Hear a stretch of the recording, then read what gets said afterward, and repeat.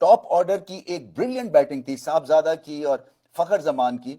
वो सोच रहे होंगे कि और उनको कितना करना है, क्योंकि हम बात वही करते रहते हैं ना कि पावर प्ले में हमें बाकी टीम्स के को मैचअप करना है। तो जब मैचअप कर लिया, सारा हाथ में गेम आ गया, 10 एंड ओवर पे इनिंग्स चल रही है और बहुत देर तक चली है, ये वो फुलझड़ी वाली नहीं थी, ये almost good major portion of the innings Bharat के बॉलर्स अंडर प्रेशर थे। तो उसके बाद ये खलबली क्यों मची है? ये बिल्कुल बेअकली की मैंने क्रिकेट देखी है, और ये पाकिस्तान ही ऐसी चीजें कर सकता है कि एक पोजीशन ऑफ स्ट्रेंथ से उसको रिलीज करके और पोजीशन ऑफ वीकनेस में आ जाए।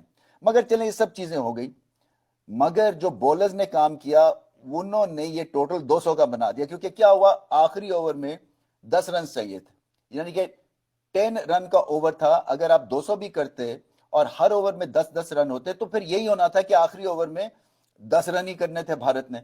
तो चलें ठीक है, उनके पास विकेट्स हाथ में थी और उनकी प्लानिंग बेनता अच्छी थी, मगर